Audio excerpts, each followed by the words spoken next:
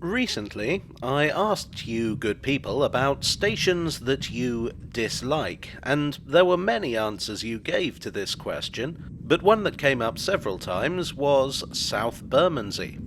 So I thought I'd pay a visit and see what there is to see. South Bermondsey is on the South London line, which is a commuter route that leaves London Bridge, goes in a big curve around the South London suburbs, and terminates at Victoria. Going in this direction, South Bermondsey is the first station out of London Bridge. It's a station that feels a little bit lonely. It's set away back from the main street, the buildings are insubstantial, and it's quite high up. Although this does give you a view of such London landmarks as St Paul's Cathedral, Tower Bridge, and Canary Wharf. I can understand why people would feel uncomfortable using this station. That being said, being some weirdo with a camera filming random things, I'm probably not helping matters. This is actually the second South Bermondsey station. The original was here, and it opened in 1866 along with the first section of the South London line. The South London line has a somewhat complicated story, but basically it was built by two railway companies: the London, Brighton and South Coast Railway and the London, Chatham and Dover Railway. The London, Brighton and South Coast wanted to get to Brixton, and the London, Chatham and Dover wanted to get to Crystal Palace. And the thinking was that since they'd basically be going the same way, they could work together. The section with South Bermondsey on it was built by the LBSC. I say South Bermondsey, but originally the station was called Rotherhithe. It was built into the arches of the viaduct, which was a common way to build stations on the cheap in those days. Well, it's still a common way to build stations on the cheap. I mean, if you're not using the arches for anything, then why not, I say? The station was only called Rotherhithe very briefly. In 1869 it was renamed to South Bermondsey in order to avoid confusion with the new East London Railway Station, which is now part of the Overground. In all honesty, nobody seems to have much to say about South Bermondsey. Not much happened until the 20th century. In 1900, the LBSC looked into the idea of electrifying their commuter lines. This was a means of increasing frequency. Trains made up of electric units can accelerate and decelerate faster than steam trains, and they don't need the engine to change ends at the terminus. They can save a lot of time. They also tended to attract passengers to the railways, being not only faster but cleaner and more modern. The boost in passengers was known as the Sparks effect.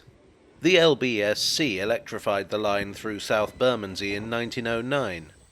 They referred to this service as the elevated electric, which is a fancy way of saying it's on a viaduct, and this was probably intended to draw comparison to the elevated commuter railways popping up in the USA at the time. Well, it may have boosted passenger numbers for the LBSC in general, but it certainly doesn't seem to have done much for South Bermondsey. In 1917, during the First World War, the station was closed for reasons of wartime economy, which indicates that passenger numbers can't have been that high. Wartime economy measures was often an excuse for railway companies to get rid of stations that weren't performing well. And thanks to the electric tramways in the area, South Bermondsey was not performing well. However, it did reopen in 1919. The biggest change came in the 1920s. In 1923, the LBSC was taken over by the Southern Railway as part of a government-mandated grouping of Britain's railways. Now, the LBSC weren't the only company playing with electricity. The Southern had also taken over the London and South Western Railway, which used its own system. Whereas the LBSC trains picked up from overhead wires, the LSWR used a third rail. The Southern decided to standardise on the third rail system. With that decided upon, they engaged in a massive programme of modernising their suburban lines. This included rearranging the tracks out of London Bridge. One of the consequences of this rearrangement was that the lines through South Bermondsey would now both be going in the same direction. Great if you wanted to get to London Bridge, not very helpful if you wanted to get to literally anywhere else. So the decision was made to close the station, and reopen it a short distance down the line on an embankment. There were 3 tracks here, and the centre one was to be taken out of use as part of the rearrangement, which would leave space for a narrow island platform. The new station included a brick-built booking office. This lasted until 1940, when it was bombed and never rebuilt.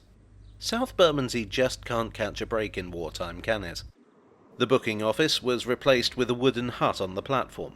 The reason for the Luftwaffe's interest in this area was a huge complex of goods yards, storage sidings and locomotive facilities nearby at Bricklayers Arms. Now, these are a complicated story in themselves, but if you look here you can see the parapets of a now demolished railway bridge. This carried track down from the South London line to Bricklayers Arms. The goods depot finally closed in 1977. The remains of the bridge now carry a cycle track. In 1948, the Southern Railway, as with all the major railways of Britain, was nationalised and became part of British Rail. South Bermondsey just kept plodding on. In 1986, things started looking up. A new brand appeared on the commuter lines of London, Network South East. The aim of this was to revitalise these busy but neglected routes. In 1990, upgrades reached South Bermondsey. A new entrance was built, giving access to Ilderton Road, where new housing had been built. And a shelter was added to the platform. Only a small one, but it was something.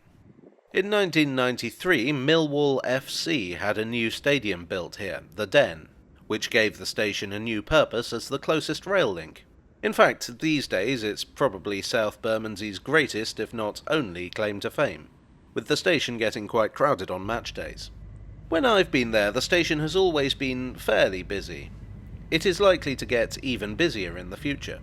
Plans have been approved for a new high-rise residential development on the land around the stadium.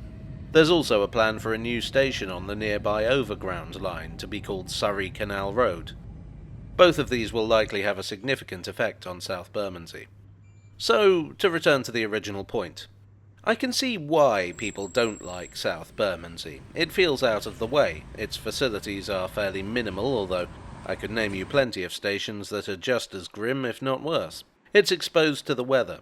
It has these timber platforms that feel a little fragile and unnerving. Is it the worst station? I don't know about that.